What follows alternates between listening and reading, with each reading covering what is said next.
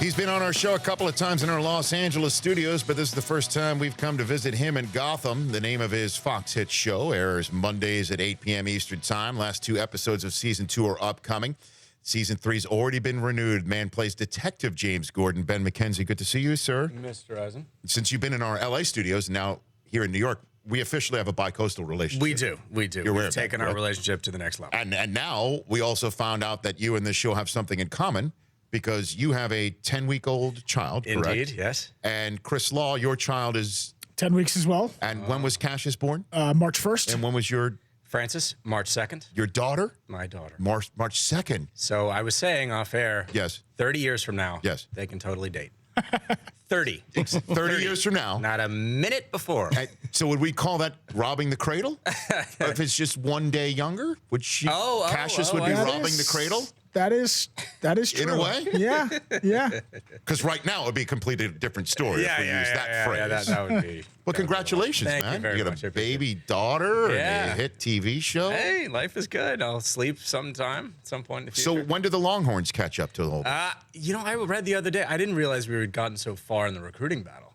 Did you see this? I did not big know. ESPN thing. What was this? The Longhorns have suddenly, taken over from someone in the A&M, impending debacle that's sort of happening over. You follow college football? I do indeed. Do you not know? Do you not familiar with this? The Texas Somehow A&M we are. situation. No. Somehow we have leaped to the front of the pack in terms of football recruiting. That's what the online people say. But that's why we were down for But that's why all you Longhorn fans were getting upset, because you're still the Texas Longhorns when it comes down to it, right? We ought to be dominated. That's the issue. That's our attitude. A little arrogant. That's your issue. Yeah. No, it's high cotton for us. We've got Strong, and then we've got Shaka Smart in basketball, who's doing fantastically. Smart and strong. Smart and strong. So, hey, look at that. Yeah, Writes itself. Yeah, it does. So we're in good shape. Now we have to actually win the football game. That's the issue. But the actual winning of the games. That will happen, we believe. Well, I mean, they beat Oklahoma this year, correct? Yeah, absolutely. Which really almost completely stuck it to Oklahoma when they were trying to make it to the playoffs. I still don't exactly understand how that happened, although I guess we had a little bit of help. Well, you throw the records out, right? That's Isn't that what they always say for those rivalry games? Absolutely. You throw the records out. Have you ever been to the Cotton Bowl for that game? That I have not. No. It is a great environment. I mean, full 50-50 divide, and both sides genuinely hate each other because we live so close to each other. We have to hate each other. And the carnival, the fair, and everything, outside. It's a great environment. I've been many times. And Ben McKenzie joining me here on the Rich Eisen Show. Have we talked about how you played flag football with Drew Brees yet? Have we ever had this conversation? I think maybe we touched on that before. I think we may have. I don't know. But how did this come about? Again? We grew up in the same town in Austin, and we played on the same middle school flag team. How did you do? We won, I think, a lot. I think we might have won the whole shebang. I would imagine we did. Drew was our quarterback. I played primarily defense. And then we went to rival high schools. I went to Austin High, and we went to Westlake High, and they proceeded to beat the pants off of us. But Brees was the quarterback even for a flag football middle school team? He was, although when he went to Westlake, if I remember correctly, I think he had to work his way back up, because, of course, they did not if you know Texas football, you know that if you're in a certain district, and the really good competitive schools will groom the players from elementary school, middle school, whenever they start playing, in the same offensive formation, same offensive system all the way through, so that by the time they're playing in high school, even playing the freshman team, JV team, they know exactly what they should be running. They've run 28 counter tray for 10 years, or whatever it is. And he hadn't done that, because we had gone to this private middle school and played flag football, which,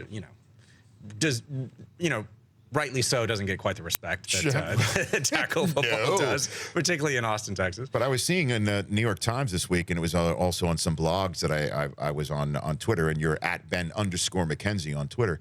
Where is this? McKinley, Texas? Yeah, McKinney, Texas, a suburb north of Dallas. Yeah. It's a $63 million high school stadium. I did not right now. see that. And it looked like something that's better than what the Rams are going to be playing in this year, with all due respect to the LA Coliseum. It's kind of like it's going through some renovations. It's like an arms race. There's a couple different stadiums in the 50+ million range around that area. That's crazy. Is Jerry Jones behind this? How is there $63 million in North Dallas? It's what's going down, man. Wow. But this is where you grew up essentially in this environment, right? yeah. I mean, Austin is a lot more modest in its aspirations, I guess you might say. Right. We played at oh god, what was the field name? I can't remember it anyway. But it was not doing well. Been around for probably 30, 40 years. Right. Falling apart. But yeah, man, they really put the money by. It would be nice if they maybe, not to get too political here, but maybe spend $20 million on the stadium, another 40 on, say, Books, reading, writing, books, arithmetic. What do you mean by books? Things like that. Are those the things with Sorry, covers that's and pages? very controversial and words? statement My here. Yeah, gosh, I know. Ben McKenzie, how dare you? I'm sorry.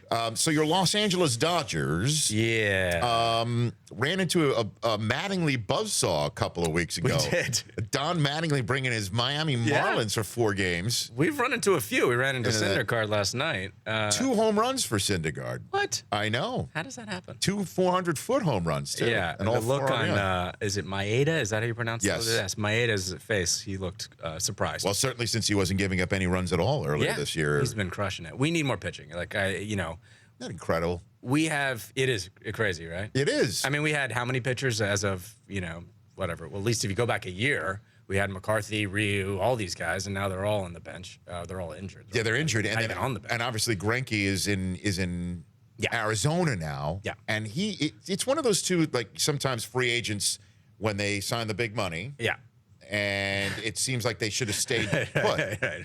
It seems like so far Greinke might be that guy Seems right now. like it. I mean, look, I don't know the guy, but apparently he has a very specific, way that he likes to work. And Yes. I'm sure the Dodgers were very accommodating. I'm sure they did everything they could to make sure that he had everything that he needed. Doesn't seem like it's working out. So, but it's early days. Yeah, and and this is Vin Scully's final year calling games for the Dodgers. Yes. Don't you think should he go out like Colonel Kurtz in a way from Apocalypse Now and just get everything off his chest that he's been dying to get off his chest for 60 some odd years? Like long lines, long lines. Just get off the concessions. Yeah. What's going on with this airline industry? Just start ball 3-2. I think he's a genuinely happy man. From what I see, I think he's genuinely one of those guys that sort of lives in the 1950s or 40s or something. He seems like that. That voice is so iconic and so joyful. I listen to him and I just kind of go, oh gosh, I have memories that are not actual memories of watching baseball games, listening to baseball games when I was 10 years old, but it feels like a voice that I've heard from back then. Does that make any sense at all? No, it makes absolute sense. He just feels like the grandfather that you wanted to have. Absolutely. Who would teach you about. And the games that he's called, and it's finally, Dodger fans it's tough to come into grips with this. Well, I think we've got a couple pitchers who are going to come up. I think it's time for Julio Urias to play. Look at you. I say. Are you using this as a platform right now? Yes. Okay. I would like to McKenzie's platform. Demand, because I know the Dodgers are listening. Yes, I know they paid close attention to what I say. Yes. Demand Julio Urias. Okay. At least put him in relief by the All-Star break. Just try him out. He's killing it in AAA. Have you been following this? I have. Here's 2 things that I'm not following: is Rancho Cucamonga baseball. That's what I've just thrown that out there. This is Oklahoma I like City. saying that. I like just saying those fair words enough. anyway. That's double. But okay. This is AAA. But yeah, fair enough. You got great reference. Thank you.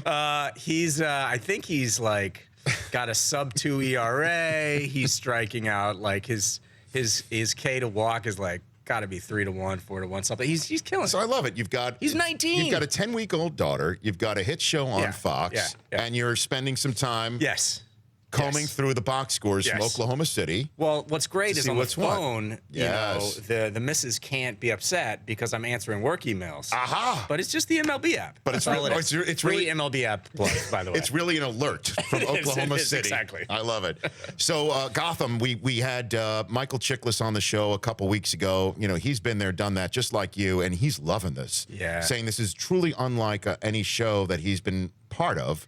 Just about, obviously, the iconic storylines and just your unique way of telling the stories, and folks like yourself that he gets to work with. He's terrific. He's such a team player. He's a pro, obviously. He's done anything and everything, and he brings such energy to the role. It's really great. I mean, between Michael, Donald Logue, who you mentioned before, and this sort of the rest of this really talented cast, we're having a ball, and we're coming back for season 3, and Michael might come back. Okay. We'll see what happens. At one point, because as fans are going to, because you're right now Detective Yes. James Gordon. Yes. Is there a plan to finally get to see you reach the ascendancy here? There's a plan. We got to take it nice and slow. Okay. Because Bruce is 15 and Ben has two kids now and needs the money. Okay. So we got to slow this down. We got to slow this train down and get another 5-6 years out of it. Very good. Got to vamp for a bit. But no. Jim is